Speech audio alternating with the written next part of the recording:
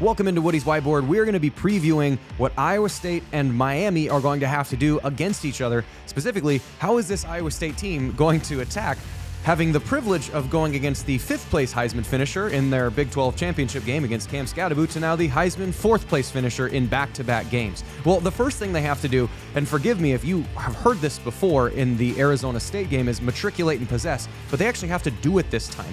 With a guy like Scadaboo for Arizona State or Cam Ward for Miami, their offense is potent. It's the #1 scoring offense. It's the #1 yards offense in all of college football. If you have 3 turnovers in this game like they did against Arizona State, or if they just go 3 and out too often and they put their defense on the field, Miami's going to score. You cannot give them a ton of opportunities. Iowa State is going to look to grind this one out and keep Cam Ward on the sideline.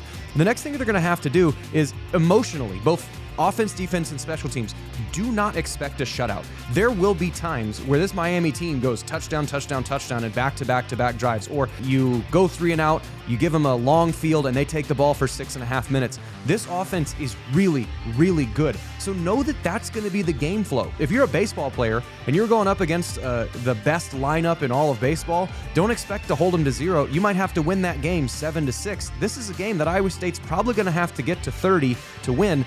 You're going to have to play offense and special teams with that knowledge. The last thing is they have to wrestle smart. And obviously, I know this is not wrestling, this is football, but think of all the great wrestlers that Iowa State has had, the Cale Sandersons, the David Carrs. They're not constantly on offense. They're forcing their opponent to make a mistake. If their position gets a little bad or their foot gets a little too far forward, they're taking advantage of that. And the better the opponent gets, the fewer mistakes you're going to see. But there are always going to be mistakes. Against a team like Miami, if they blow a coverage on defense, you have to turn that into points. If the offense fumbles the ball or there's a muffed punt or a ball gets tipped up in the air that Cam Ward's throwing, all of those potential opportunities against a team that's this explosive, you have to penalize. You have to wrestle smart in a way that you're not taking unnecessary risks. But when there's something that you can take advantage of, if you force bad field position or if you force the ball out, against a team that's this good, you must take advantage of them. If Iowa State does those 3 things, they will hopefully be able to get out of this win with a toasty snack of a bowl trophy.